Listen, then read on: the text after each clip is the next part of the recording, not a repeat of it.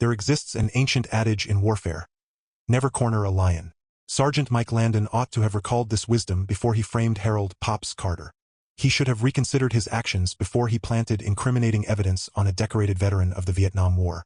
He ought to have conducted thorough research before issuing a corrupt arrest order.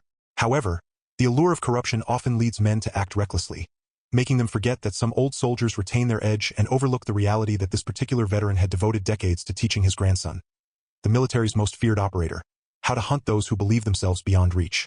Now, as Pops sits serenely in his cell, the shadow of Dante Carter looms over their corrupt little empire, and everyone is about to discover why one should never meddle with a ghost family. Before we delve deeper, I would love to know where you are tuning in from today. If you are enjoying these narratives, ensure you are subscribed, as tomorrow's special episode is one you certainly won't want to miss. The morning sun streamed through the window of my diner, casting warm patches of light across the well-worn leather booths. Harold "Pops" Carter occupied his usual spot in the corner booth, where he could observe both the entrance and the kitchen door. Old habits from his military days die hard, despite the decades that had passed since he last needed to maintain tactical awareness of his surroundings. The rich aroma of coffee and sizzling bacon filled the air. Sarah, the new waitress, carefully balanced a pot of fresh coffee as the diner buzzed with its typical morning crowd. Factory workers grabbing breakfast before their shifts, retired folks engrossed in newspapers, and locals catching up on town gossip. The clinking of silverware against plates and the sizzle of bacon on the grill created a comforting backdrop of familiar sounds. "More coffee, Mr. Carter?" Sarah asked, her hands trembling slightly as she reached for his cup. She was young, barely 20, with anxiety trailing her like a shadow. Her blonde hair was neatly tied back in a ponytail, and her blue uniform was still crisp and new, unlike the faded ones worn by the veteran waitresses. "Thank you, sweetheart," Pops replied with a warm smile, his weathered face crinkling at the corners. At 72, he carried himself with the same dignity and strength that had earned him accolades during the Vietnam War. His salt and pepper hair was cut short in the same military style he had maintained for 50 years, and his posture remained ramrod straight. "And please call me Pops. Everyone does." Sarah managed a small smile, gaining confidence from his grandfatherly demeanor. She had started working at Ma just 2 weeks prior, and Pops had been nothing but kind to her, always leaving generous tips and offering encouraging words when she made mistakes. The bell above the door chimed as Detective Randall Grayson entered. Sarah startled at the sound, causing the coffee pot to slip from her grip. Dark liquid splashed onto the floor, narrowly missing Pop's shoes. Several customers turned to look, making her flush a deeper shade of red. "I'm so sorry," Sarah exclaimed, her face burning as she scrambled for a towel. Her hands shook worse than before, and tears threatened to spill from her eyes as she dropped to her knees to clean up the mess. "No harm done," Pops assured her, grabbing some napkins to assist despite her protests. He noticed how she kept glancing nervously at Grayson, who had taken a seat at the counter. The detective nodded briefly in Pop's direction. They had known each other for years and had shared countless morning coffees and conversations about their service. Across town, a different scene was unfolding. A masked man burst through the doors of Wilson's liquor store, gun raised. The robbery was quick and efficient, almost too perfect. Tom Wilson, the 60-year-old owner, raised his hand slowly as the masked man demanded cash from the register. "Don't try anything foolish," the robber warned, his voice muffled yet carrying an unmistakable edge of threat. His movements were precise and practiced. This was no amateur job. Within minutes, he had the cash and was backing toward the door, keeping his weapon trained on Wilson. A black SUV with tinted windows and no plates pulled up. The robbery itself took less than 3 minutes, surgical in its precision. As the vehicle melted into traffic, Wilson reached for his phone with trembling hands but hesitated when he noticed something odd about the entire incident. Something that didn't quite add up. In the parking lot of Ma Diner, 2 men in plain clothes were working with practiced efficiency. They approached Pop's old blue pickup truck, their movements casual yet purposeful. The taller one, wearing a baseball cap pulled low over his eyes, kept watch while his partner skillfully picked the lock. Inside the truck, they planted their cargo with methodical precision. A gun matching the one used in the robbery, and exactly $2,437 in cash, all in small bills. The money was arranged to appear hastily hidden under the seat, while the gun was placed in the glove compartment, wiped clean of prints and ready to be discovered. The call came into the station moments later, a tip-off about a suspicious vehicle matching the description from the robbery. The dispatcher's voice crackled over the radio, but Sergeant Mike Landon was already reaching for his keys before she finished speaking, a predatory gleam in his pale blue eyes. "Old man Carter." Landon's thin lips curved into a cruel smile as he grabbed his jacket. The other officers in the room exchanged uncomfortable glances. They were well aware of Landon's reputation and his history of targeting black residents in their small town. It's about time we put that uppity veteran in his place. He had been waiting for an opportunity like this for years, ever since Carter had filed a complaint regarding his treatment of young black teenagers in the neighborhood. "Sir," Officer James Jenkins began, his young face etched with concern. "Shouldn't we verify the—" "Shut it, Jenkins," Landon snapped, rounding on the rookie with barely contained fury. "I want a full tactical response. This suspect is considered armed and dangerous. Or maybe you'd like to explain to the chief why you're questioning a senior officer's orders." Jenkins fell silent, but his discomfort was palpable around the station. Other officers busied themselves with paperwork, avoiding eye contact. They had all witnessed this before. Landon's vendetta against certain citizens, his abuse of power. But in a small town where speaking up meant career suicide, silence had become a survival strategy. Inside my diner, Pops was finishing his breakfast when his phone buzzed. A text from his old friend Reggie. "Cops moving your way. Something's wrong." Reggie, who was homeless, saw everything from his usual spot near the courthouse. Pops had been sharing food with him for years after discovering they had served in the same unit in '68. The message gave Pops pause. He had learned long ago to trust Reggie's instincts, which had kept them both alive in the jungle. His eyes swept the diner, noting exits, the positions of other customers, and potential threats. Nothing seemed immediately wrong, but there was a tension in the air he recognized from combat, the calm before all hell breaks loose. He stood slowly, leaving exact change on the table along with his usual generous tip for Sarah. His movements were unhurried yet purposeful as he headed toward the door. Detective Grayson watched him leave, a strange unease settling in his stomach. He had known Pops too long to ignore the deliberate way the veteran was moving. Something was definitely amiss. The morning peace shattered as 3 police cars screeched into the parking lot, blocking any escape routes. Officers poured out, weapons drawn, shouting contradictory orders that echoed off the diner windows. Inside, customers pressed against the glass, phones recording the unfolding drama. "Hands where we can see them. Get on the ground. Don't move." Pops began to lower himself to his knees, hands raised. His face remained calm, almost detached, as if he were observing the scene from a distance. But that wasn't good enough for Landon, who rushed forward and shoved him face first onto the pavement. The rough asphalt bit into Pop's cheek as Landon wrenched his arms behind his back, cuffing him with unnecessary force. "You're under arrest," Landon growled but never finished reading the rights. His knee pressed into Pop's back with more force than necessary, drawing a slight grunt of pain from the older man. "Stop. He's a veteran." Reggie emerged from between parked cars, his military bearing evident despite his ragged clothes. Though his jacket was worn and his beard gray and unkempt, there was no mistaking the soldier's discipline in his stance. This man served his country. He has rights. An officer drove his elbow into Reggie's stomach, doubling him over. "Stay in the gutter where you belong, old man." Reggie collapsed to his knees, struggling to breathe as other officers moved to push back the growing crowd of onlookers. From the shadows of a nearby alley, a sleek black SUV idled. Inside, Viktor Zolotov watched the scene unfold through tinted windows, his fingers adorned with heavy gold rings as he tapped a number on his phone. "The trap is set," he spoke softly, his Russian accent barely detectable after decades in America. Carter took the bait perfectly. "Everything is proceeding according to plan." He ended the call, allowing himself a small smile as he watched Pops being roughly shoved into the back of a police car. In the squad car, Pops remained eerily calm. His eyes moved constantly, taking in details others might overlook. Badge numbers, name tags, faces. The military training that had kept him alive in the jungle now served a different purpose. He noted how Officer Jenkins looked away in shame and how Detective Grayson stood apart from the others, his posture radiating doubt. Grayson had known Pops for 15 years. They had shared countless morning coffees at Ma, trading stories about their service. Something about this didn't add up. The detective watched as Landon's men discovered evidence in Pop's truck. Their movements too rehearsed, their surprise too practiced. Inside the diner, Sarah watched through the window, tears streaming down her face. She had witnessed similar scenes before in another town with another job. It was why uniforms made her nervous, why her hands shook when police were nearby. May, the diner's owner, put a comforting arm around her shoulders. "That ain't right," May muttered, her lined face tight with anger. "That man comes in here every morning for 10 years, never causes a lick of trouble. Something's definitely not right about this." That night, in a private room at the Blue Line, a bar favored by cops, Landon and his crew celebrated. The room was thick with cigarette smoke and the smell of cheap whiskey as they laughed about how easy it had been, how perfectly everything had fallen into place.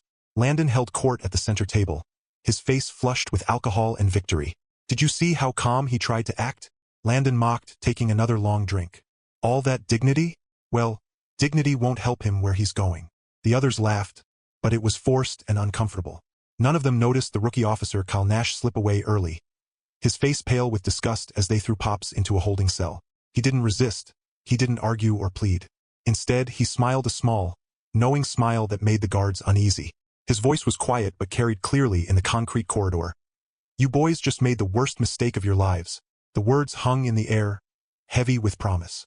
One of the younger guards shifted nervously, but his partner merely laughed it off. Tough talk for an old man facing serious charges. In his cell, Pops sat on the hard bench, back straight, head held high. He contemplated the phone call he would soon make, about the storm that was about to break over this corrupt little town. His grandson had inherited his smile and his talent for making people regret their choices. The last light of day faded from the tiny cell window as, somewhere in the distance, a black SUV pulled away from the police station. Inside, Zolotov made another call while his driver navigated the darkening streets. Phase 1 is complete. Prepare for his arrival. He paused, listening to the response. Yes, everything must be ready when the grandson comes. And he will come. We need to be prepared. This isn't just about some old man anymore. This is about luring out a ghost. The SUV disappeared into the gathering darkness as night settled over the town. In his cell, Pops closed his eyes, but he wasn't sleeping. He was counting hours, recalling a phone number he had memorized years ago but never had to use until now. In the empty police station, the night shift settled in for what they expected to be a quiet evening. None of them knew that the real storm was just beginning. None of them realized that they hadn't merely arrested an old man. They had ignited a war, and wars have a way of destroying everything in their path. Detective Grayson sat alone in his office, staring at old photos of himself and Pops at various veteran events.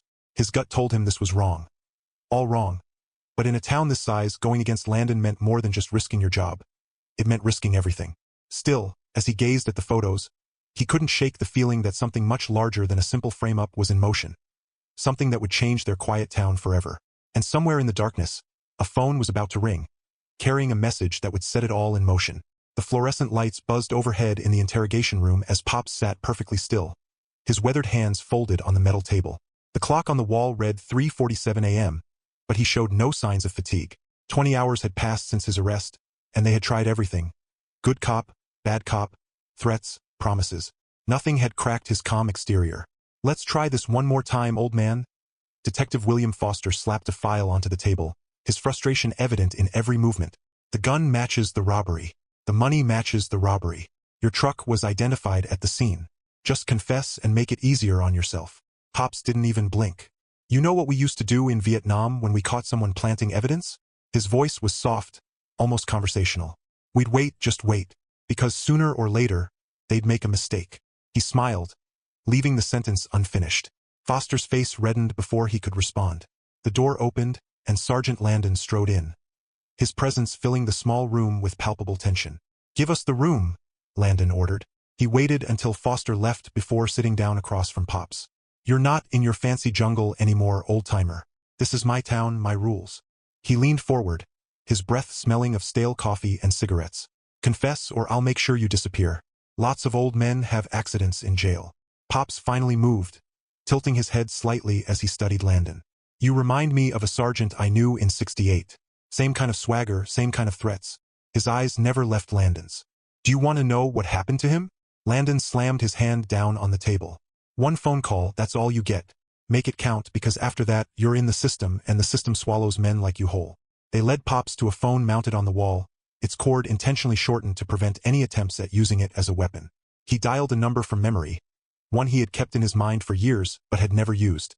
As it rang, he could feel Landon's gaze on him, waiting for some sign of weakness. Halfway across the globe, in a remote location that didn't officially exist, Dante Carter was preparing for a critical operation. At just 34, he was already a legend in circles where such legends were rare and often deceased. His team was gearing up to eliminate a warlord who had been supplying weapons to terrorist cells. The secured satellite phone in his pocket vibrated. Only 3 people had that number.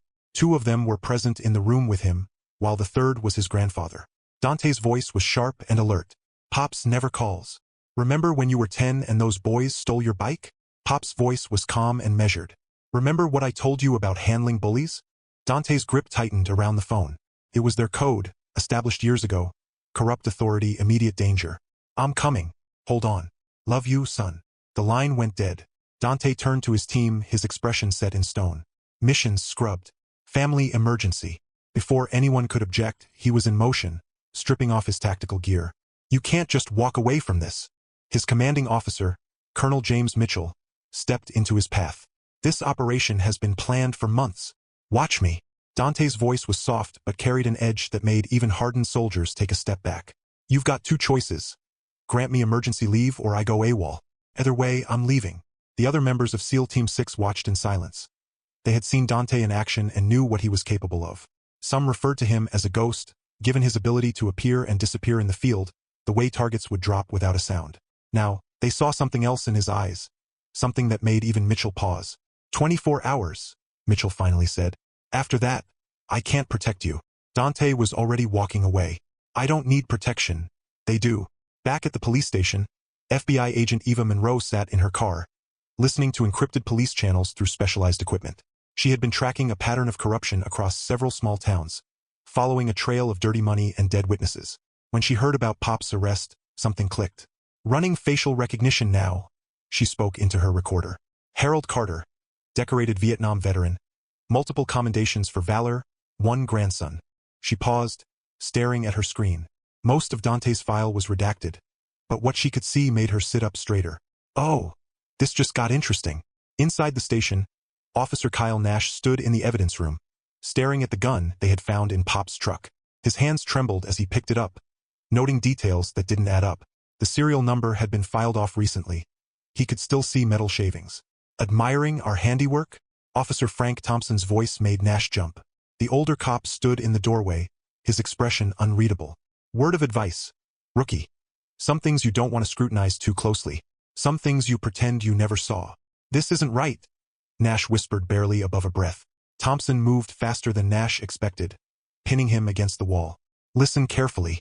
You've got a bright future ahead of you. A beautiful wife and a baby on the way. It would be a shame if something happened to them because you couldn't keep your mouth shut. Nash felt the fight drain from him. I understand. Good boy. Thompson released him. Now put that back exactly where you found it. And remember, accidents happen to heroes too. In a penthouse suite overlooking the city, Viktor Zolotov hosted a private meeting. The room exuded old money and refined taste, with Persian rugs, antique furniture, and crystal decanters filled with expensive scotch. His guests were men of influence. Congressman Robert Whitman, Police Commissioner David Pierce, and CEO Jeffrey Morgan of Morgan Development Corporation. The grandfather is necessary, Zolotov explained, pouring drinks. The real target is the grandson. For years, he has been a thorn in our side, disrupting operations across 3 continents. Now he'll come to us. This seems excessive for one man, Congressman Whitman said, swirling his scotch nervously. The risk is calculated. Zolotov cut him off. Dante Carter isn't just any operator. He's a ghost, the most lethal Navy SEAL alive. But even ghosts become vulnerable when family is involved. Commissioner Pierce leaned forward. My men can handle one soldier. Zolotov's laugh was cold. Your men? They're not even speed bumps to someone like him. No, we have other arrangements in place.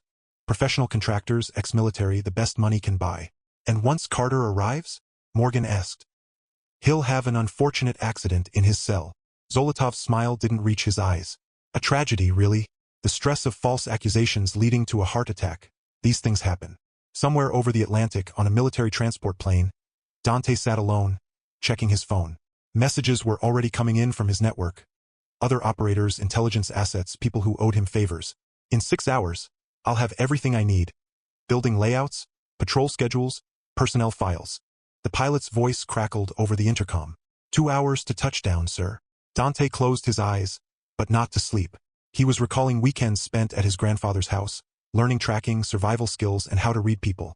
Pops had somehow known that his grandson would need these skills, that one day something like this might happen. Hang on, Pops, he whispered. I'm coming back. In his cell, Pops sat on his bunk, reading a worn paperback book he had been allowed to keep. Other inmates watched him curiously. Most men his age would be breaking down by now, but he seemed almost peaceful. Another prisoner called out from 2 cells down.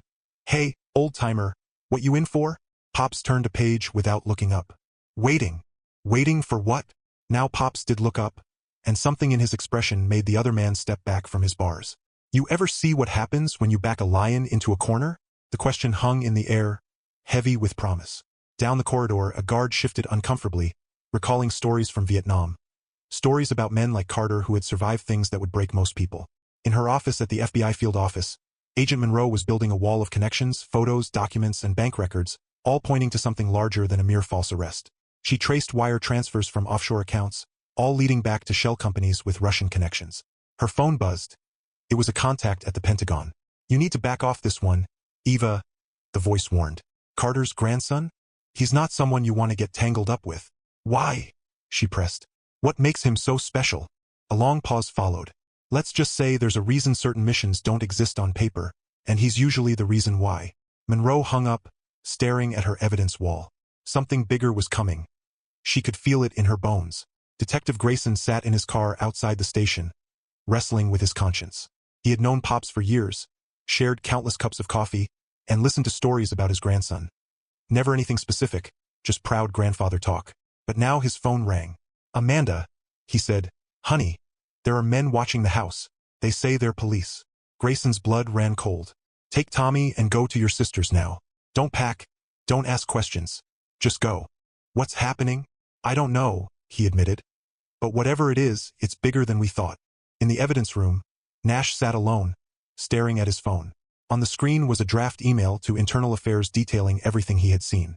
His finger hovered over the send button as Thompson's threats echoed in his mind. A noise made him look up. Standing in the doorway was Landon, his face twisted in a sneer.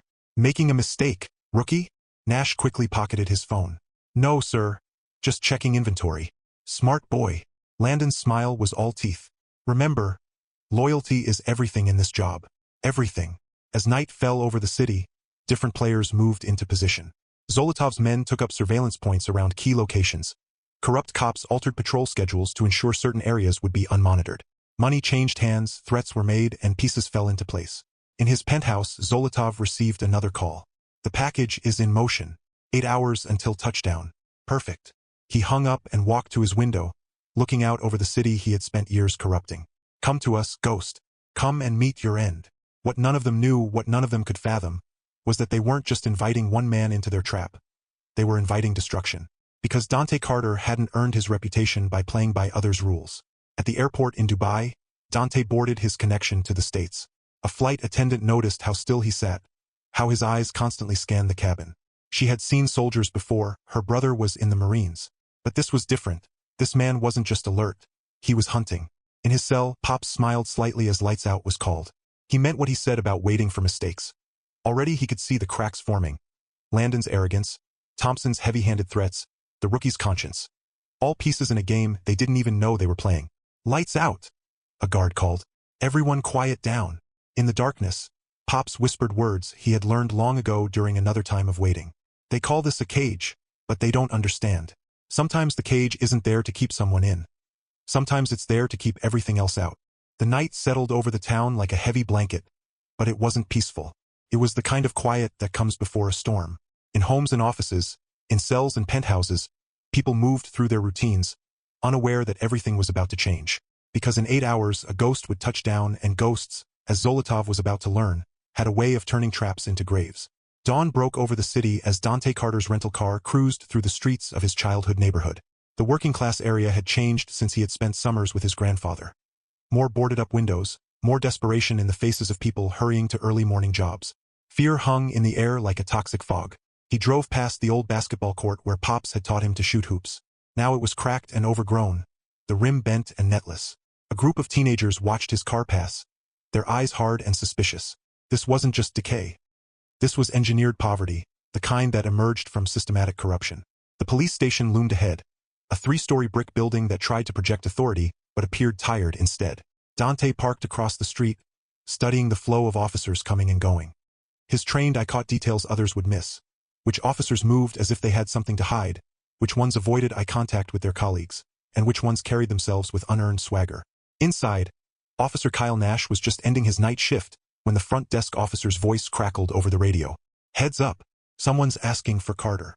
Nash moved to the window, watching as a tall, powerfully built black man in civilian clothes walked through the front doors. There was something about his movement that made Nash's spine tingle, the fluid grace of a predator. Dante approached the front desk, his face neutral but his eyes missing nothing. 2 cameras in the lobby, 3 officers present, emergency exit to the left. I'm here about Harold Carter. The desk sergeant, a heavy-set man named Brooks, looked up with practiced boredom. Visiting hours start at 9. I'm not here to visit. Dante's voice was soft but carried to every corner of the lobby. I'm here about the false charges. Brooks's hand drifted toward his weapon, an emotion Dante noted without appearing to notice. You got ID? Dante Carter, his grandson. He produced his military ID. Now, would you like to get Sergeant Landon, or should I go find him myself? The temperature in the lobby seemed to drop 10 degrees. Brooks grabbed his phone, muttering urgently.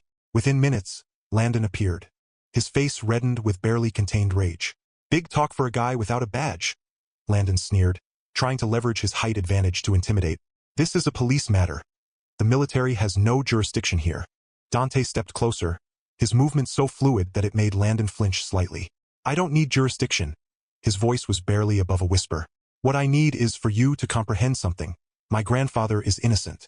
You know it, I know it, and now you have exactly one chance to rectify this situation before I start fixing things my way. Is that a threat? Landon's hand moved toward his gun. No, Sergeant, Dante replied with a cold smile. That's a courtesy notice from his office. Detective Grayson observed the confrontation through his window. He had encountered plenty of tough guys throughout his career. Many individuals who attempted to intimidate with words or posturing, but this was different. This man moved like someone who had witnessed the darkest corners of the world and returned harder for it. Grayson made a decision. He quickly wrote a note, folded it, and walked past Officer Nash, deliberately bumping into him. The note passed seamlessly between them, a technique from his undercover days. Nash felt the paper in his pocket and waited until he was alone in the locker room to read it. Storage facility on Wilson Street, Unit 23. What they didn't want you to discover. Meanwhile, FBI agent Monroe was connecting more dots. The offshore account she had traced didn't merely lead to Zolotov. It led to a network of corrupt officials spanning 3 states. Police chiefs, judges, politicians, all accepting bribes to look the other way while something much larger was being constructed. Her phone buzzed with a text from an unknown number. Parking garage, level 3, 1 hour. She recognized the signature pattern of communication. Someone on the inside wanted to talk. Across town, Dante followed his first lead. The apartment of the deceased informant was a dingy one-room affair in a building that should have been condemned years ago. The police tape on the door was fresh, supposedly marking a suicide, but Dante knew better. The lock took him mere seconds to pick. Inside, the apartment had been ransacked by professionals searching for something specific, but they had overlooked a loose floorboard beneath the bed. An amateur mistake. Inside was a phone and a notebook. The phone was dead, but the notebook contained names, dates, and amounts, all pointing to something much larger than a mere frame-up. His grandfather hadn't just been targeted randomly. He had been specifically chosen. But why? A creak in the hallway served as his only warning as Dante moved on instinct, rolling away from the door just as it burst open.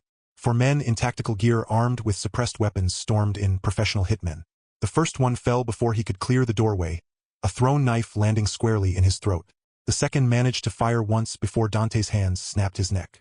The third and fourth were smarter, attempting to maintain distance, but in close quarters against someone like Dante, distance was merely an illusion. When it was over, 4 bodies lay cooling on the floor. Dante retrieved his knife, wiping it clean. These weren't local thugs. Their gear was too high-end, their tactics too refined. Someone was spending serious money to keep secrets buried. Back at the station, Detective Grayson received a visitor he had been dreading. Victor Zolotov.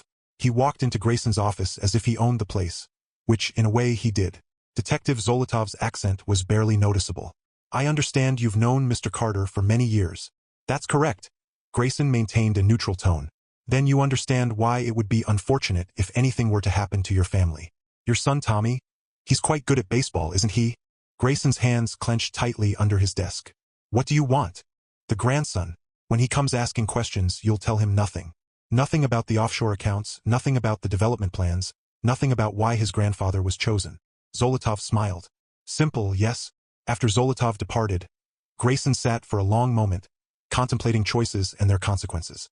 Then he made a call to his wife. Take Tommy and go to your mother's now. Don't tell anyone where you're going. Officer Nash's hands trembled as he approached Storage Unit 23. The key had been exactly where Grayson's note indicated it would be, taped under a specific park bench. Inside, he found boxes filled with documents, evidence logs, and financial records that told a different story than the official reports. Quite a collection, isn't it? The voice behind him made him freeze. He turned to find Dante Carter standing in the doorway. I was just following my conscience. Dante stepped inside, closing the door behind him. Good. Because I need someone on the inside, and you need someone who can protect you from what's coming. Nash swallowed hard. They threatened my family. They always do. Dante's voice softened slightly. But here's the thing about men like that. They only have power if we give it to them. Now tell me everything you know. An hour later, Agent Monroe waited in the parking garage, her hand near her weapon as footsteps approached. A man in an expensive suit looked nervously over his shoulder. I don't have much time, he spoke quickly. Zolotov's planning something big. Old man Carter. He was chosen because of his grandson. They needed someone who could bring him here. Why? Because he knows things about operations overseas, about who's really running certain military contracts. They can't touch him officially, so they're using his grandfather as bait. A noise made them both turn, but it was too late. The shooter had positioned himself perfectly. 2 shots rang out, both clean. The informant was dead before he hit the ground.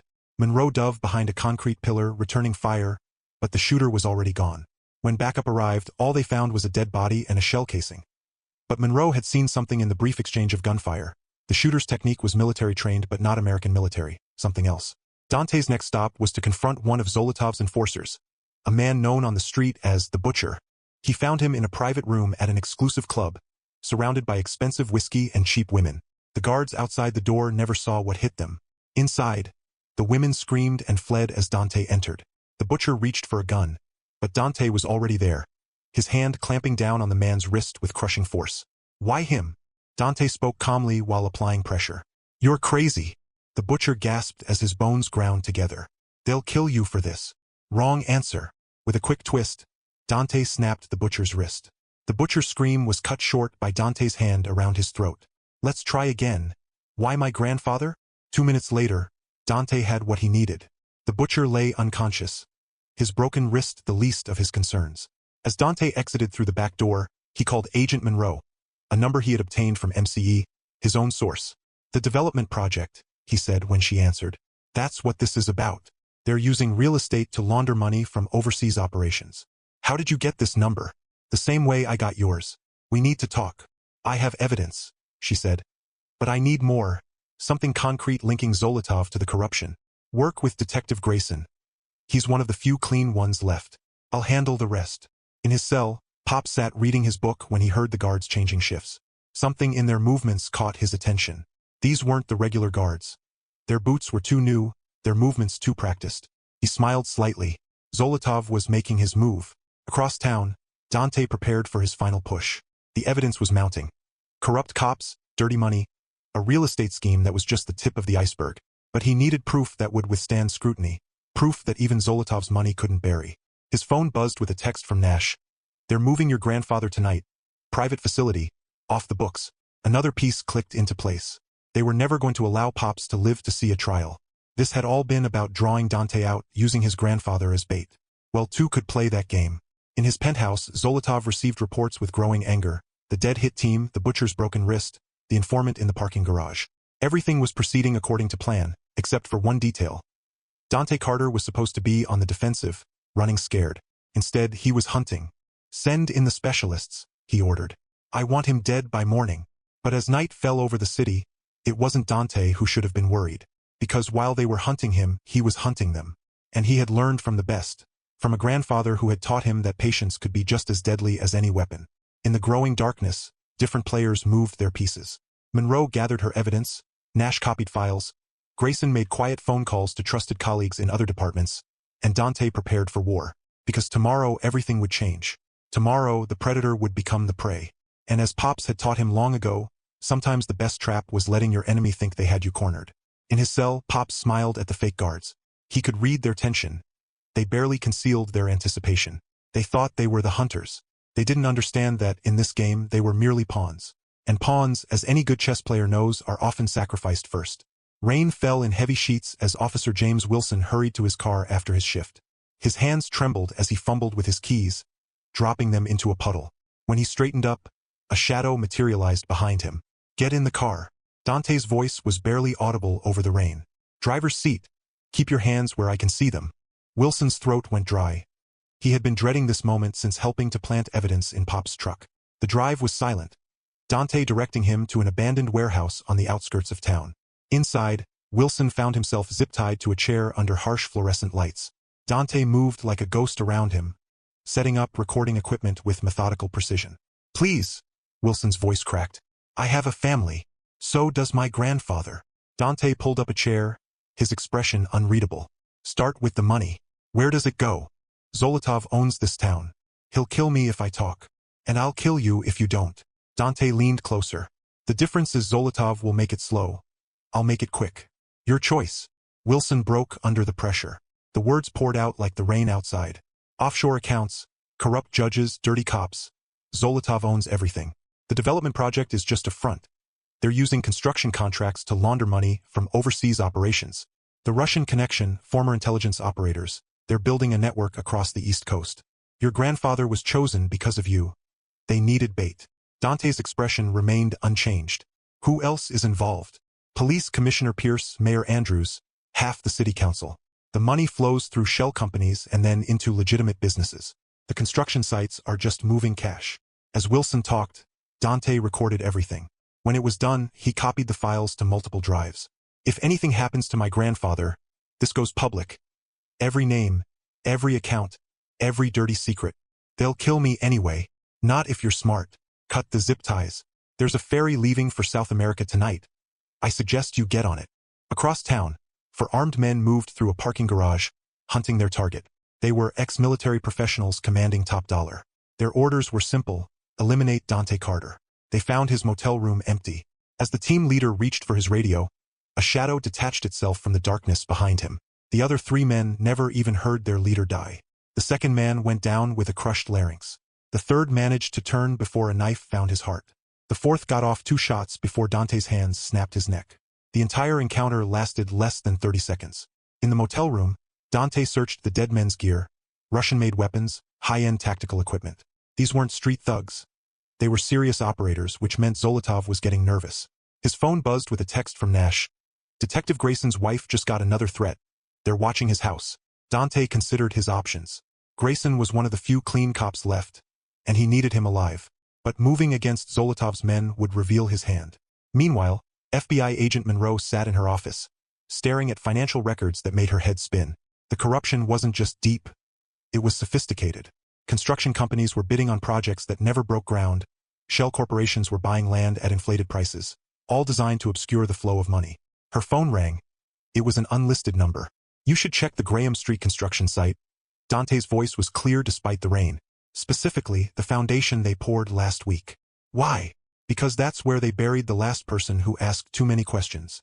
Monroe grabbed her coat. "I need a team I can trust. Use the state police. Local cops are compromised." At the construction site, under the glare of portable lights, state troopers with ground-penetrating radar found what Dante had promised: the body of a journalist who had gone missing 3 months ago while investigating the development project. Detective Grayson sat in his darkened living room, gun in his lap, watching shadows move outside his house. His wife and son were safe at her mother's, but the tension was palpable. Sisters, but the threat lingered. Every creak, every rustle of leaves made his grip tighten around the weapon. A soft tap at his back door caused him to spin around. There stood Dante, rain dripping from his soaked clothes. "We need to talk inside." Grayson poured 2 fingers of whiskey into a glass with trembling hands. "They're going to kill him, aren't they?" "Your grandfather?" "Not if I can help it." Dante remained standing, his gaze fixed on the windows. "But I need to know everything, every detail about that day." Grayson took a long drink, feeling the burn. It was all too perfect. The anonymous tip, the evidence found in his truck, even the timing, right when Landon was on duty. They knew exactly how he would react because they had done this before. The development project, it's not just happening here.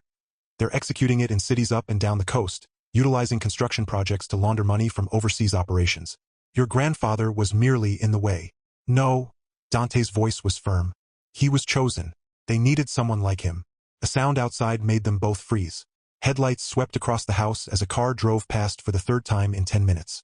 They were being watched. Get your things, Dante ordered. You're not safe here. Where am I supposed to go? I have a safe house. Monroe will meet us there.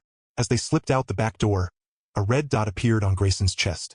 Dante reacted instinctively, tackling the detective just as shots rang out, shattering the stillness of the night. They rolled behind a garden wall as more bullets chipped away at the bricks. Stay down. Dante was already moving, using the darkness and rain to his advantage. The shooter was skilled, but Dante was better. He circled around, coming up behind the sniper's position in a tree across the street. The man never knew what hit him. One moment he was scanning for targets, and the next he was plummeting. Dante caught him before he hit the ground, lowering the body silently. More Russian equipment, more professional gear. The noose was tightening. Back at the station, Officer Nash received a warning he could not ignore. A photo appeared on his phone. His pregnant wife shopping at the grocery store. The message was clear. Stay in line. Instead of breaking him, the threat only hardened his resolve. He began copying files, taking photos of evidence, documenting everything.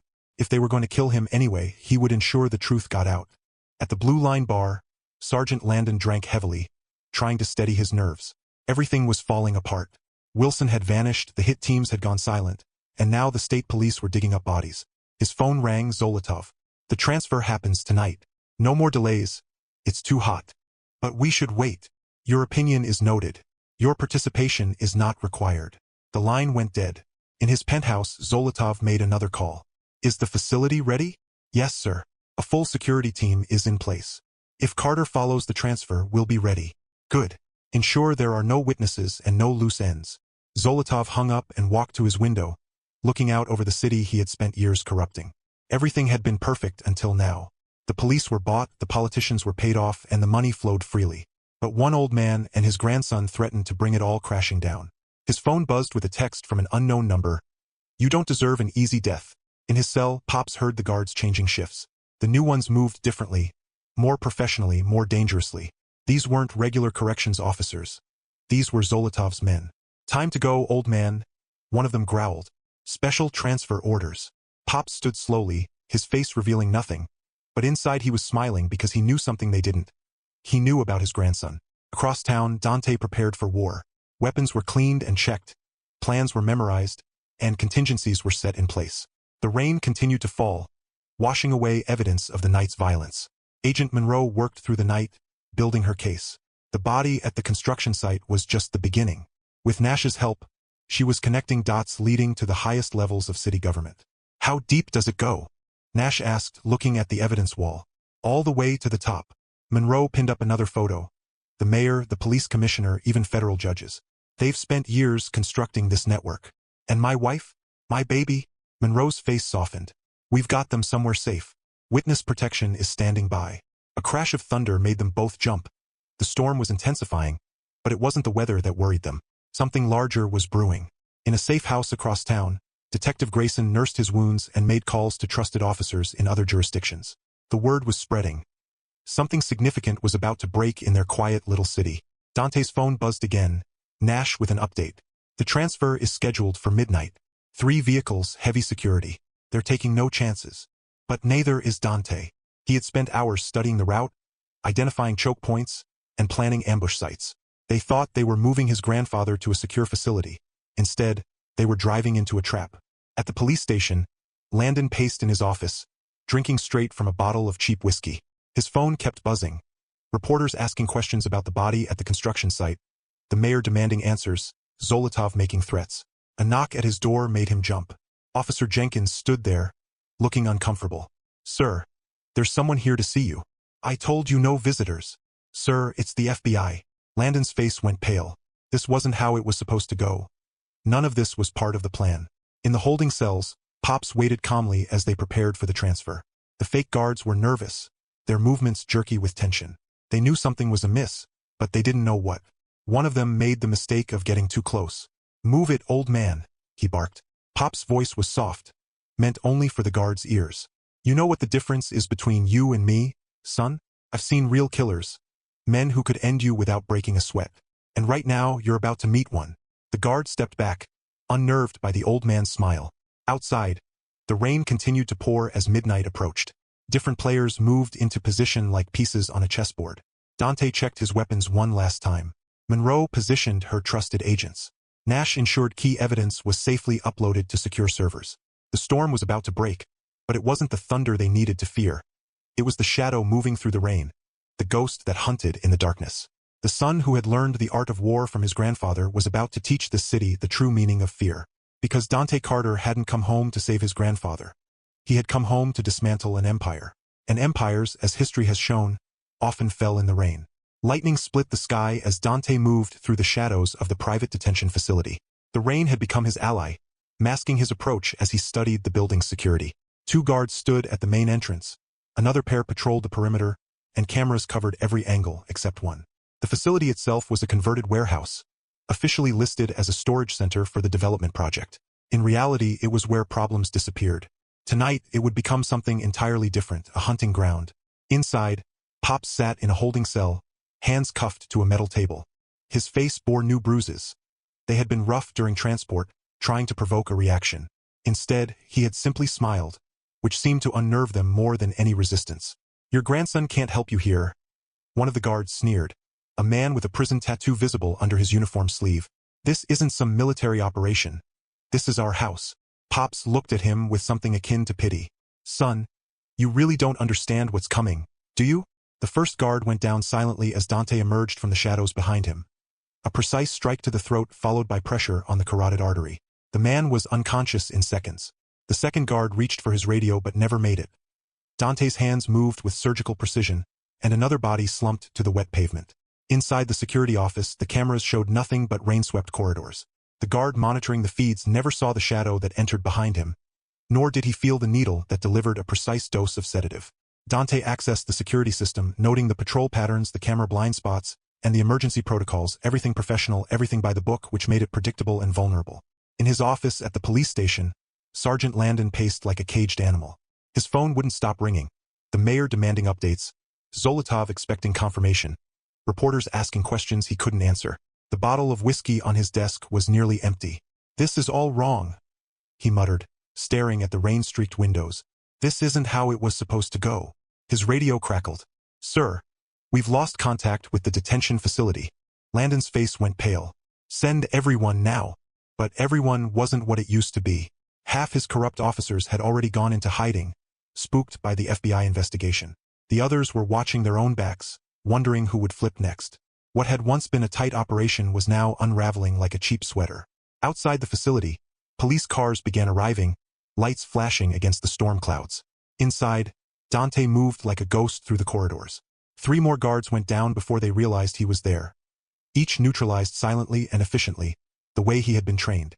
He found Pops in a holding cell on the 2nd floor, still handcuffed to the table. Their eyes met, and decades of understanding passed between them. "Took you long enough?"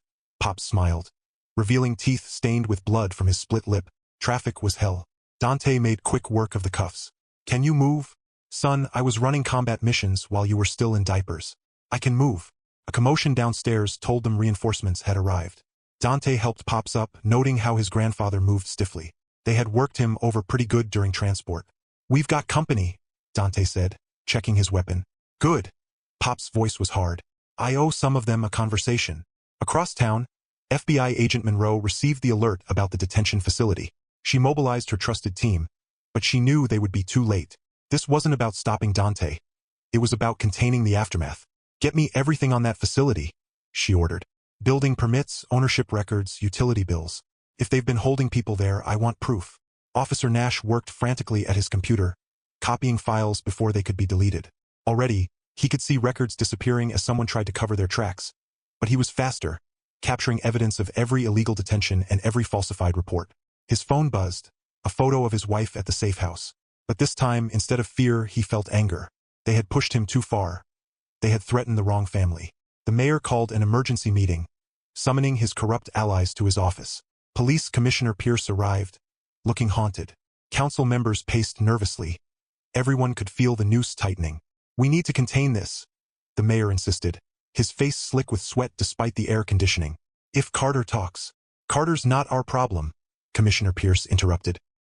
"His grandson is tearing this city apart piece by piece, and he's not going to stop." Back at the facility, Dante and Pops moved carefully through the building. The sound of boots on metal stairs echoed through the corridors. Landon's men searching floor by floor. "Remember that time in Montana?" Pops asked as they took cover. "When those poachers thought they had us cornered?" Dante smiled grimly. "They didn't know we'd circled behind them." "Exactly." Pops checked around the corner. History has a way of repeating itself. The first group of corrupt cops found only empty corridors and unconscious guards.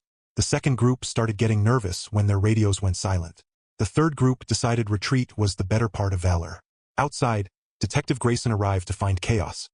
Police cars everywhere, officers arguing about jurisdiction, and the growing realization that they were outmatched.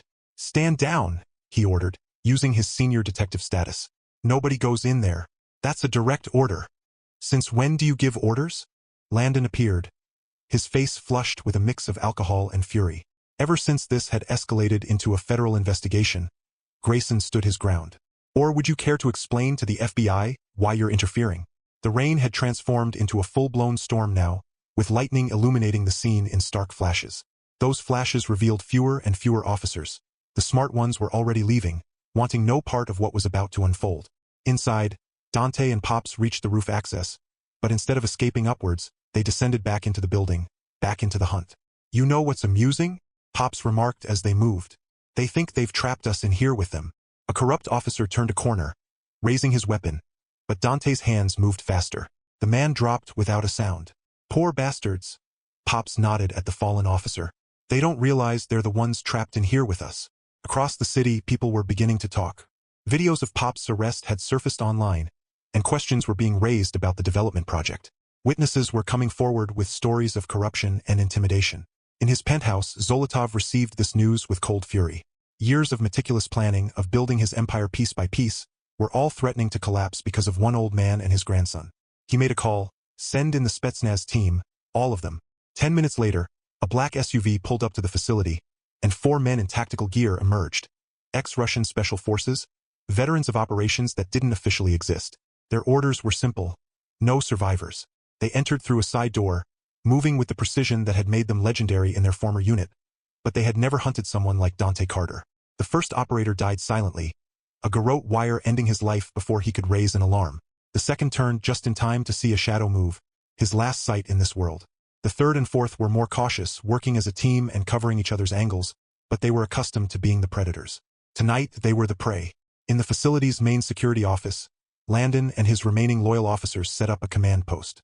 Screens displayed empty corridors, unconscious guards, and spreading pools of blood. "He's hunting us," one officer whispered, his earlier bravado evaporating like mist. "Shut up." Landon's hand shook as he poured another drink. "It's just one man." "No." Pop's voice came from the doorway. "He's my grandson."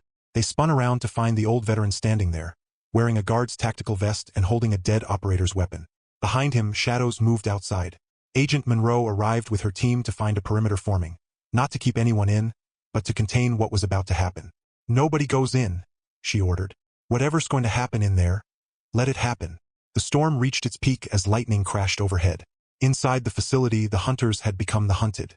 Dante moved through the darkness like a force of nature, decades of training and experience focused into perfect lethal efficiency. Landon and his men fired blindly at shadows, their shots echoing through the empty corridors. Fear had replaced training. Panic had replaced procedure. They had spent years bullying the weak and protecting the corrupt, but now they faced something entirely different. The last 2 Russian operators took up defensive positions, their backs against the wall, weapons covering both approaches. They were professionals, having fought in places that didn't exist on maps, surviving things that couldn't be explained. One of them noticed a ceiling panel slightly out of place, but before he could raise his weapon, Dante dropped from above. The fight was brief, brutal, and entirely one-sided. Commissioner Pierce arrived at the facility just in time to witness his corrupt empire crumbling. Officers were leaving in droves, radios filled with panic, and the rain washed away any pretense of control. His phone rang. "Zolotov, fix this. It's too late." Pierce watched as lightning illuminated the scene. "Carter's loose, his grandson's loose. We've lost control." "Then you've outlived your usefulness." The line went dead, leaving Pierce to wonder which would get him first, Dante or Zolotov's cleaners. Inside, Landon made his last stand in a corner office. His hands shook so violently he could barely hold his weapon. Bottles lay empty around him, the liquid courage that had run dry. The door opened slowly, and Dante stood there, a shadow backlit by emergency lights. "Wait!" Landon raised his hands. "I can tell you everything. Names, accounts, the whole operation. That's the thing about corruption." Dante's voice was soft. "Eventually, everyone talks. We already know everything." The last thing Landon saw was movement in the darkness. Then nothing. As midnight approached, the storm began to ease. The facility stood silent, its corridors telling a story of precision and retribution. Agent Monroe's team found unconscious guards zip-tied, corrupt officers, and enough evidence to bring down half the city's leadership.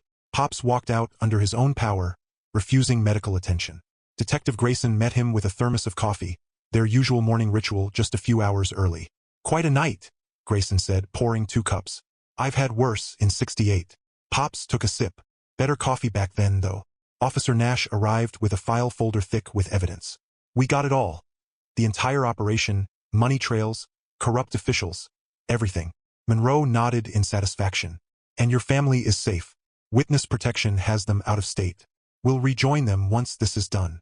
The mayor's office was in chaos as news broke of the night's events. Staff members shredded documents and wiped hard drives. But it was too late. The evidence was already secure, and the witnesses were already talking. In his penthouse, Zolotov received the news with an unnatural calm. He had survived worse, rebuilt from nothing before. But as he reached for his phone to begin implementing contingency plans, a voice spoke from the shadows. "Looking for this?" Dante stepped forward, holding Zolotov's phone. The Russian's hand moved toward a desk drawer, but Dante was faster, much faster. "How?" Zolotov gasped as steel fingers closed around his throat. "You targeted my grandfather." Dante's voice was conversational. "Used him as bait, thought you could control the situation. The pressure increased slightly. That was your first mistake." When it was over, Dante left Zolotov alive, barely. Sometimes living with defeat was worse than death. Dawn broke over the city. The storm finally passed. At May's diner, Pop sat in his usual booth, drinking coffee with Detective Grayson. Sarah, the waitress, cried out when she saw him, then gave him free pie. "What happens now?" Grayson asked. Pops watched the sunrise through the window. Now the real work begins. Cleaning up this city, helping it heal, making sure nothing like this ever happens again." "And your grandson? He'll be around." Pop smiled, watching, waiting, making sure. Across town, Agent Monroe began processing arrests. The mayor, the commissioner, council members. Years of corruption exposed to sunlight like cockroaches scattering. Officer Nash submitted his resignation, preparing to join his family in witness protection, but he left behind a legacy.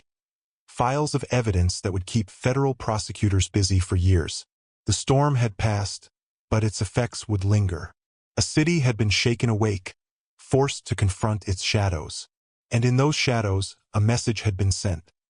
Some men couldn't be bought, some bonds couldn't be broken, and some mistakes came with consequences that no amount of money or power could prevent. Because when you targeted family, when you used a grandfather's love as a weapon, you didn't just awaken a sleeping giant. You unleashed a force of nature. And nature, as Zolotov had learned, could be terrifyingly efficient at restoring balance.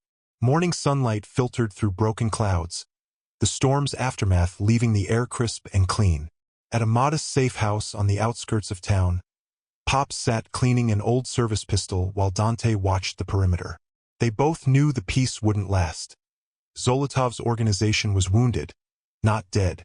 The first sign came at 9:47 a.m. 3 black SUVs approached from different directions, their coordination obvious to trained eyes. Inside, Zolotov's elite hit squad, men chosen specifically for their ruthlessness, were ready. 6 on the north side, Dante noted calmly, checking his weapons. For approaching from the east, 3 in reserve. Pops nodded, sliding a magazine into his pistol. Just like Saigon. They never learn. The hit squad expected to find an old man and his grandson hiding in fear. Instead, they encountered hunters waiting for prey. Dante had prepared the ground during the night, subtle tripwires, tactical positions mapped out, escape routes secured. The first attacker triggered a flashbang trap, momentarily blinding his team. In that instant, Dante moved, 2 men down before they could raise their weapons. A third managed to fire, his bullets hitting nothing but empty air as Dante flowed like smoke between cover positions. Pops held the back door, his old instincts razor-sharp. When 2 attackers tried to flank the house, they found themselves caught in a crossfire. The veteran's shots were precise, economical, no wasted motion, no wasted rounds. "Clear left," Dante called out, advancing through the killing ground. "Clear right." Pops responded, years of combat experience evident in his voice. The remaining attackers attempted to retreat, But Dante had anticipated this. The SUV's tires were already flat, their electronics disabled. No escape, no rescue, no mercy.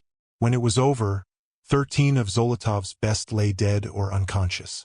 Dante secured the survivors for questioning while Pops called Detective Grayson. "We've got some garbage that needs collecting," the old veteran said calmly. "Bring body bags." In his hospital room, Zolotov received the news of the failed hit with cold fury. His face was bruised, his throat still bearing the marks of Dante's grip, but his eyes burned with vengeful determination. "Send everyone," he ordered via a secure phone. "Every asset, every operator. I want them dead by sundown." But his empire was already crumbling. FBI agent Monroe's evidence had triggered investigations across 3 states. Police commissioners were being arrested, judges were facing indictments, and politicians were turning on each other, scrambling to make deals. Monroe pinned another photo to her evidence wall. The money trail leads to shell companies in 12 countries. Real estate deals, construction contracts, all of it dirty.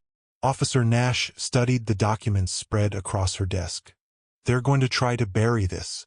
Too many powerful people are involved. Let them try." Monroe's smile was predatory. "We've got paper trails, witness statements, your evidence. This goes public in 1 hour." The mayor's office was in chaos as news broke of the night's events. Staff members shredded documents frantically as FBI agents gathered in the lobby. Mayor Andrews himself sat behind his desk, sweat staining his expensive shirt as he tried to delete files. "Sir," his secretary's voice trembled over the intercom. "They're here." Andrews reached for his bottom drawer where a pistol waited, but the drawer was already open, the gun missing. "Looking for this?"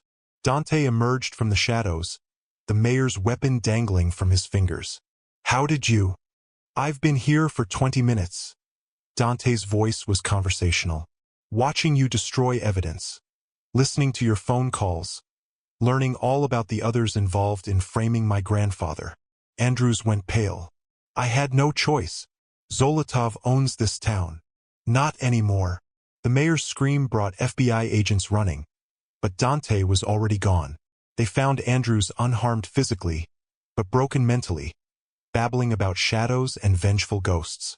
Detective Grayson's morning got complicated when his wife called. "They're outside our house again. Different men this time, professional looking. Stay inside. I'm sending help." He dialed Dante's number, but there was no answer. There didn't need to be. The watchers outside Grayson's house never saw what hit them. One moment they were monitoring the detective's family. The next, they were unconscious, expertly subdued, zip-tied, and left for Monroe's teams to collect. At the police station, Landon's remaining loyal officers barricaded themselves in, sensing the end approaching. They burned files, wiped computers, did everything possible to cover their tracks. But Nash had been one step ahead, copying everything to secure servers. "It's over," Nash announced over the radio. "The FBI has everything. Every case you fixed, every bribe you took, every innocent person you framed." "Shut up, rookie," one of the corrupt cops snarled back. "You're dead. You hear me? Dead." "No." Nash's voice was steady now. "I'm just the beginning. Check your phones." Their phones buzzed simultaneously. Video files, audio recordings, financial records. Everything they had tried to hide, everything they had attempted to bury. All of it uploaded to news outlets across the country. The police chief resigned 10 minutes later. Commissioner Pierce was found in his garage, engine running, but officers pulled him out before he could finish the job. The corrupt judge who had signed Pop's arrest warrant was caught trying to board a private plane.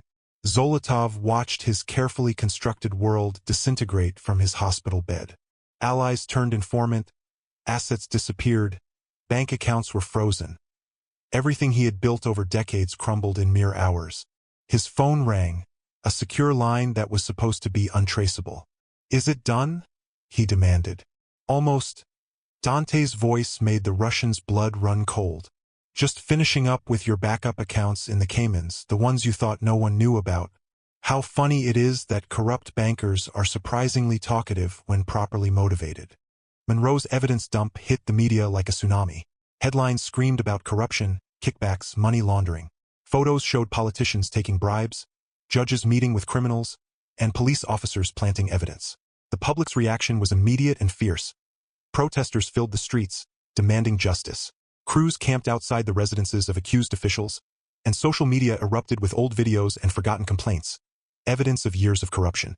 At May's diner, Pops watched the coverage on the ancient television mounted above the counter. Sarah brought him his usual cup of coffee, her hand steady. "Is it true?" she asked quietly, referring to the police, the mayor, all of it. "Truth is a peculiar thing," Pops replied. "Sometimes it hides for years, but it always comes to light eventually." The diner had evolved into a sort of unofficial headquarters. Detective Grayson stopped by with updates, and Nash dropped off files before heading into witness protection. Even Monroe appeared occasionally, sharing information over coffee and pie. But the war was far from over. Zolotov still had resources and loyal soldiers. His influence extended beyond the city into realms where money outweighed the law. At noon, he made his move, a coordinated attack on multiple fronts. Teams of mercenaries struck safe houses across the city, while corrupt cops still loyal to him moved against potential witnesses. Even from his hospital bed, he commanded his forces like a general deploying troops. What he didn't realize was that Dante had anticipated this. Each attack found empty buildings and absent targets, frustrated hunters, and behind them, a shadow moved, picking them off one by one. At the warehouse on Front Street, Dante's voice came through Monroe's secure line. "You'll find 6 of Zolotov's men zip-tied inside, along with evidence linking them to 3 unsolved murders." "How are you doing this?" she demanded. "I had a good teacher," he replied. "Pops always said the best way to win a war is to be everywhere and nowhere." At the federal building, Monroe's task force worked around the clock. Nash's evidence combined with Dante's captures painted a picture of corruption so vast it seemed impossible. Construction contracts inflated by millions, an analyst reported kickbacks to city officials, permits fast-tracked for bribes. "And that's just the legitimate business side?" Monroe asked. "What about the illegal operations? Money laundering through shell companies, protection rackets, evidence tampering, murder for hire," she replied. "They weren't just corrupt. They turned the entire city into a criminal enterprise." The afternoon brought more arrests. A prominent developer caught shredding documents, a city council member discovered with offshore account numbers, and a police captain attempting to flee the country. But it also ushered in violence. Zolotov's desperate supporters lashed out randomly. A witness's car was bombed, a journalist's house was shot at, and even Monroe's office received a suspicious package, which Dante intercepted before it could reach her. "Thank you," she said when she learned about it later. "Don't thank me yet." His voice was grim. "Zolotov is getting desperate. Desperate men make mistakes, but they're also the most dangerous." At the hospital, Zolotov signed himself out against medical advice. His injuries weren't fully healed, but he couldn't afford to remain in one place. His phone had been compromised, his accounts frozen, and his allies arrested or in hiding. Yet he still had one card to play, one final plan that would either save his empire or burn it to the ground. "Bring me the old man," he ordered his remaining lieutenants, alive or dead. "His grandson wants to play games. Let's see how he plays when his grandfather's head is delivered to his door." The order went out through what remained of his network. Every surviving asset, every loyal soldier, every corrupt cop still free, all focused on one target. What they didn't know was that this was exactly what Dante had been waiting for, because sometimes to destroy a snake you had to let it strike first. As evening approached, the city held its breath. More evidence emerged hourly. More officials confessed, and more corrupt cops turned themselves in, hoping for deals. At the safe house, Pops cleaned his pistol again, a ritual that had served him well for decades. "They'll come soon," Dante nodded, checking his own weapons. "They're predictable that way," Pops smiled. "Just like in '68 when they thought they had us surrounded in that village. How did that work out for them?" "About as well as this will." The old veteran's eyes were hard. "You know what your grandmother used to say? Evil's like a bad house. It looks strong on the outside but rots in the foundation. It brings it down every time." Outside, the sun began to set. In offices and safe houses across the city, evidence was gathered, witnesses were protected, and plans were made. But the real action would come in the darkness. Because Dante Carter hadn't come home just to save his grandfather. He had come to dismantle an empire. And empires, as history has shown, often fell in the dark. The city erupted in chaos as citizens took to the streets, their anger fueled by each new revelation of corruption. Police barricades surrounded City Hall, but they weren't protecting officials from protesters. They were preventing more corrupt politicians from fleeing. Every hour brought new arrests, new confessions, new evidence of how deep the rot went. Zolotov watched the uprising from his fortified mansion outside city limits. The property sat on 20 acres of private land, surrounded by state-of-the-art security systems and armed guards. Former Special Forces operators patrolled the grounds while drones monitored the perimeter. It was a fortress, or so he believed. "Status report!" He barked into his phone, his voice still rough from Dante's attack. "The city's lost," his security chief admitted. "The FBI has frozen most accounts. The police commissioner turned state's evidence. Even the judge is talking. And Carter? No sign of him or the old man. They've gone dark." Zolotov slammed his fist on his desk. "Find them. Use everything we have left. Every contact, every asset." A familiar voice interrupted from the shadows. "Looking for us?"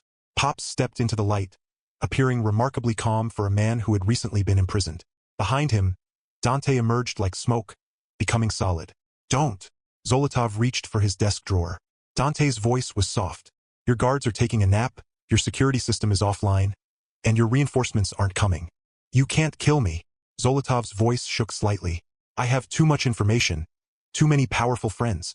Son, if we wanted you dead, you'd never have seen us coming. No, this is about justice." FBI agent Monroe's voice came from the doorway as she entered with her tactical team. "Victor Zolotov, you're under arrest." Across town, corrupt officials were learning hard lessons about loyalty. The mayor broke first, trading evidence for leniency. His testimony implicated council members, business leaders, and police officials in decades of criminal activity. Detective Grayson coordinated with state police to round up the remaining corrupt officers. Some surrendered quietly. Others tried to resist, but none succeeded. "It's like dominoes," Grayson told Monroe. "One falls, and it takes down 10 more. Speaking of which," Monroe handed him a file. "Your wife and son can come home now. Witness protection confirms the threat has been neutralized." Officer Nash watched the cleanup operation from a secure location, his pregnant wife beside him. His evidence had helped break the case, but the cost had been high. They would have to relocate and start fresh somewhere new. "Was it worth it?" his wife asked softly. Nash watched another corrupt official being led away in handcuffs. "Someone had to stand up. Might as well be us." The mansion's security teams woke to find themselves zip-tied and surrounded by federal agents. Their weapons had been disabled, their communications cut, and their escape routes blocked. Professional operators who had never failed a mission learned what it meant to face someone better. "How many did you take out?" Monroe asked Dante. 26 on the grounds, 8 on the roof, 4 in the security center." He paused. "All alive, mostly." Zolotov's mask of civilization finally cracked. "You think this ends with me? The system is bigger than one man. There will always be corruption." "Maybe." Pop stood before him, decades of combat experience evident in his stance. "But there will always be people willing to fight it. People who remember what honor means." As federal agents led Zolotov away, Dante accessed his computer system. Files opened, passwords cracked, hidden accounts exposed. The full scope of his operation laid bare. A criminal empire spanning continents. "My God," Monroe whispered, scanning the data. Human trafficking, weapons deals, political assassinations. He wasn't just corrupting the city. He was building a shadow government. "Power corrupts," Pops quoted slyly. "Absolute power corrupts absolutely." The city began to heal, but healing meant pain first. Trusted officials were revealed as criminals, respected business leaders were exposed as conspirators, and even religious leaders had taken bribes to look the other way. But from the ashes, something new emerged. Young leaders stepped forward, determined to rebuild with transparency and honor. Community organizations formed to monitor government actions, and citizens demanded and got oversight committees with real power. Dante watched it all from the shadows, ensuring the cleanup remained clean. When a newly appointed official tried to bury evidence, he found his corrupt files mysteriously leaked to the press. When a judge attempted to dismiss charges, his own criminal activity suddenly came to light. "You can't watch them forever," Monroe told him during a private meeting. "No," Dante agreed. "But I can make them remember what happens when they abuse power." At May's diner, Pops returned to his usual booth. Sarah served him coffee with steady hands and a bright smile. The regular customers welcomed him back like a hero, but he deflected their praise. "Heroes?" He shook his head. "No, just people who remembered their oath to protect and serve all the people, not just the powerful ones." Detective Grayson joined him, sliding into the opposite seat. "City councils being reformed, special elections next month. Independent oversight for the police department." "Good start," Pops nodded. "But the real work is just beginning." Speaking of which, Grayson handed him a file. These are the names Monroe's team found: other cities, other corrupt officials. Seems Zolotov's network went further than we thought. Pops smiled slightly. Might need to take a road trip, see some old friends. Need company? Thanks, but I've got family for that. Outside, Dante moved through the city like a guardian spirit. His grandfather had taught him that winning the war was just the first step. Keeping the peace was the real challenge. The last of Zolotov's men attempted one final desperate move. They tried to assassinate the federal prosecutor handling the case. Instead, they found themselves delivered to FBI headquarters, gift-wrapped and ready to confess. Your grandson, Monroe told Pops. He's something else. He is what the times demanded, Pops replied. Just like in '68. When the world gets dark enough, it creates its own light. The city would never be the same. The corruption had run too deep, and the wounds were too fresh. But from the ashes of the old system, something new was growing. Something built on transparency, accountability, and the understanding that power came with responsibility. Zolotov sat in his cell, a broken man. His empire had crumbled, his allies had betrayed him, and his carefully constructed world of lies and manipulation had shattered. You know what your mistake was? Pops visited him one last time. You thought power came from money and fear, but real power comes from standing up for what's right, no matter the cost. As summer turned to fall, the city began to rebuild. New leaders emerged, carefully watched by both official oversight and shadowy guardians. The lesson had been learned. Corruption might be eternal, but so was the fight against it. Dante disappeared back into the shadows, but his presence lingered like a warning. Those who sought to abuse power found their plans exposed, their schemes unraveled, their corruption revealed. Will he ever come back? Nash asked before leaving for his new life. He never really leaves, Pop smiled. That's what scares them the most. In the end, it wasn't just about saving one man or exposing one conspiracy. It was about reminding people that justice wasn't just a word, that honor wasn't outdated, and that one person standing up could inspire others to stand as well. The city had learned its lesson. The corrupt had learned to fear the shadows. And somewhere out there, a grandson continued his grandfather's legacy, protecting the weak, fighting corruption, and reminding the powerful that some things were worth dying for. In his usual booth at May's Diner, Pops sipped his coffee and smiled, for he knew that while the battle was over, the war for justice would never end. But now, the good guys had a ghost on their side, a ghost who had learned his most important lessons not in combat, but from an old veteran who remembered what America was supposed to stand for and what it could be again if enough people were willing to stand up and fight for what was right. The sun set on a transformed city, yet in the shadows, justice continued to move, to observe, and to wait. Some ideals were worth fighting for, some battles needed to be waged repeatedly, and some warriors never truly retired. They simply passed on their knowledge to the next generation to carry on the struggle. The autumn colors adorned the city in hues of red and gold as Pops stood before a row of graves at Arlington National Cemetery. Each headstone narrated a tale of sacrifice, duty, and honor. He placed flowers on several graves of old friends from Vietnam, soldiers who understood what it meant to fight for something greater than themselves. Detective Grayson's wife was interred here as well, another victim of Zolotov's corruption. She had died while protecting their son, giving Tommy enough time to escape through a back window. Pops laid flowers on her grave too, standing in silent remembrance. She was a fighter. Dante's voice came from behind him, like mother, like son. Tommy Grayson had followed in his mother's footsteps, enrolling in the police academy with a steadfast determination to continue her legacy of integrity. His father watched his training with a mixture of pride and concern, fully aware of the dangers but understanding the noble calling. Across town, FBI agent Monroe presented her final report to a closed Senate committee. The evidence painted a picture of corruption so extensive it seemed unbelievable. Dozens of cities, hundreds of officials, and billions in illegal funds. Are you certain all of Zolotov's network has been exposed? A senator inquired. The visible part, Monroe answered carefully. But like any cancer, we must remain vigilant for signs of its return. The committee members shifted uncomfortably, aware that some of their own colleagues had been implicated in the investigation. Several seats in the chamber were conspicuously empty. Officer Nash, now Detective Nash, had built a new life with his family in a city 2,000 miles away. His son was born in witness protection, a healthy boy they named Harold, after the veteran who had inspired his father to take a stand. Your evidence changed everything, Monroe told him during a secure video call. You started a wave that's still spreading. Nash watched his son sleeping peacefully. Someone had to stand up. Might as well be us. The words echoed across the nation as more individuals came forward to expose corruption in their own communities. Dante's shadow war had inspired others to fight back and reclaim their cities from those who would abuse power. In his prison cell, Zolotov received visitors from agencies that officially didn't exist. They offered him deals, promised protection, and attempted to buy his silence about operations even darker than those that had been exposed. "You don't understand," he told them. "There's nothing you can offer that would protect me from him." The next morning, Zolotov was found dead in his cell, not murdered, but broken. The official cause was heart failure, but those who witnessed it knew the truth. He died of fear, waiting for a ghost that never arrived. At May's diner, Pops shared coffee with Detective Grayson. The establishment had become a symbol of resistance, of ordinary people standing up against corruption. Sarah, the once nervous waitress, now owned the diner, purchased with reward money from helping expose evidence of money laundering.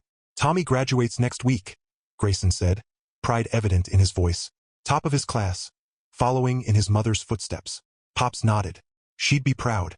The new commissioner wants him in internal affairs. Says we need officers who understand what corruption costs." A newspaper on the counter carried the headline, "Reform Continues." The article detailed how cities across the country were implementing systems to prevent the kind of corruption Zolotov had built.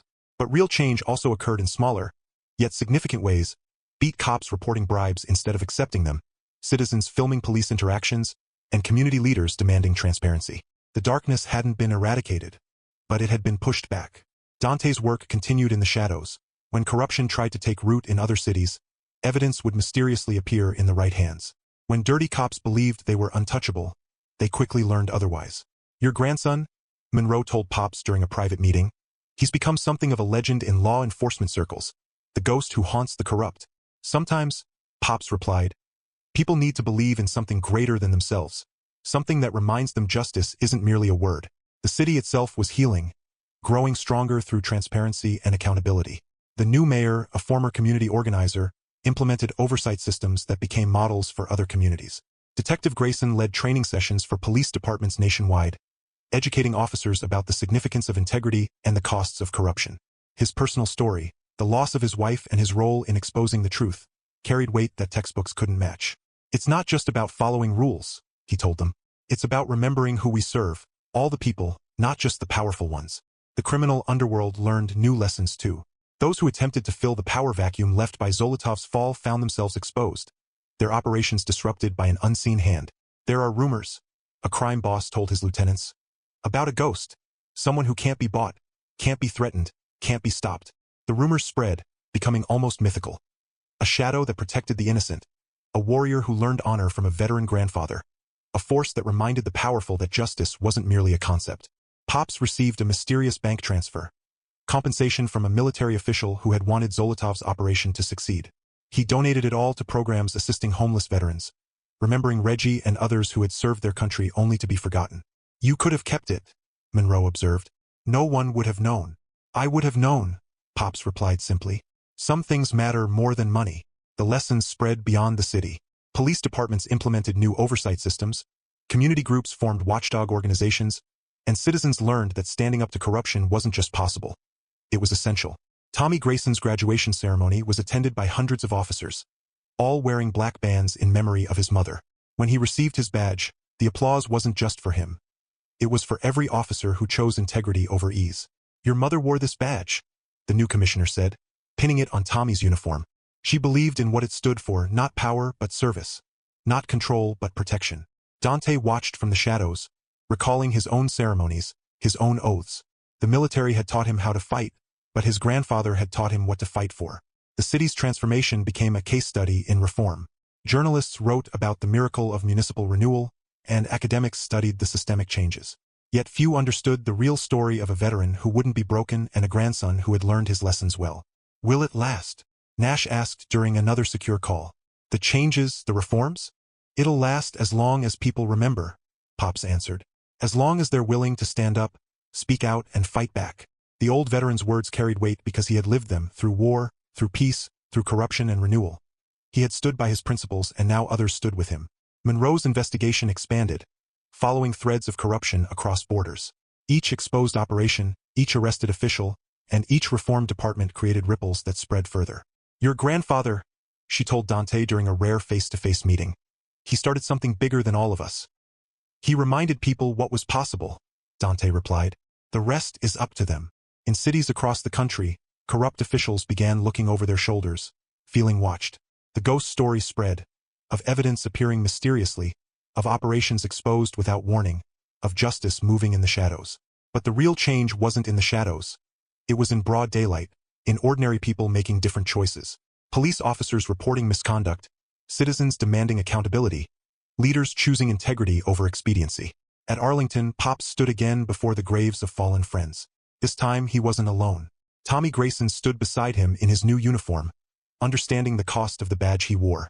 "My mom," Tommy said quietly. "She used to tell me that honor wasn't just a word. It was a choice you made every day." "Smart woman," Pops nodded. She understood what a lot of people forget, that the biggest battles aren't fought with guns. They're fought in moments of choice.